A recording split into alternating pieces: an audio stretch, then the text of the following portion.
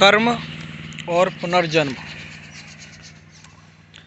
अगर आप कर्म के सिद्धांत को मानते हैं तो आपको पुनर्जन्म को मानना ही पड़ेगा, क्योंकि कर्म और पुनर्जन्म एक दूसरे के संगत हैं, कॉम्पेटिबल हैं, पूरक हैं एक दूसरे के। क्योंकि जो भी हम कर्म करते हैं, अच्छा या बुरा, अच्छा कर्म करेंगे अच्छा फल मिलेगा, अच्छा हमारे साथ होगा, वो कर्म हम भोग करके तब वह शांत होगा। बुरा करेंगे तो बुरा कर्म है, वो भी हम भोग लेंगे तभी वह शांत होगा। बिना भोगे कर्म कभी भी नाश नहीं होता। कर्म का बिना भोगे, भोक्तम ने चीयते कर्म, बिना भोगे कर्म का नाश नहीं होता है। अच्छा, तो फिर पुनर्जन्म का क्या सिद्धांत है? क्या पुनर्जन्म मानना चाहिए? देखिए, अगर आप कर्म सिद्धांत को मानते हैं कि जैसी करनी वैसी भरनी और हम जैसा करेंगे कर्म करेंगे फल मिलेगा, मानते हैं तो पुनर्जन्म को मानना पड़ेगा। कैसे?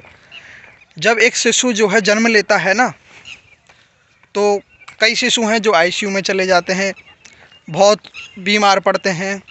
छोटे छोटे बालकों को बहुत बड़ी बड़ी रोग लग जाते हैं, कोई चोरी हो जाता है, कोई गुम हो जाता है, कोई लापता हो जाता है, कोई मर भी जाता है। ठीक है, तो फिर उनका तो क्या कर्म है? फिर उनका क्या, उन्होंने अभी कोई कर्म किया ही नहीं है, तो उनको ऐसा दुख, ऐसा फल क्यों मिल रहा है? किसी को जन्म लेते ही बहुत अच्छे अच्छे वो मिलते हैं, ठीक है, बेनिफिट मिलते हैं। तो फिर ऐसा क्यों? क्योंकि पिछले जन्म में उसने जो कर्म किए हैं उनका फल उसे मिलता है, वह उसे भोगना पड़ता है। ठीक है, तो इसलिए जो है कर्म और पुनर्जन्म एक दूसरे के पूरक हैं।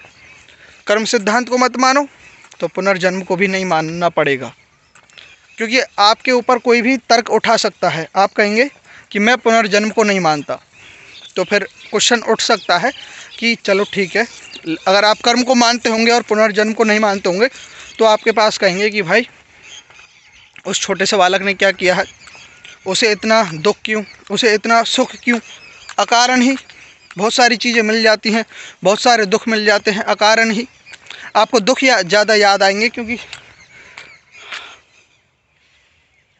देखिए तो यही कारण है पुनर्जन्म और किसका? ओ राधे। तो इसलिए पुनर्जन्म होता है अगर आप कर्म सिद्धांत को मानते हैं तो। धन्यवाद।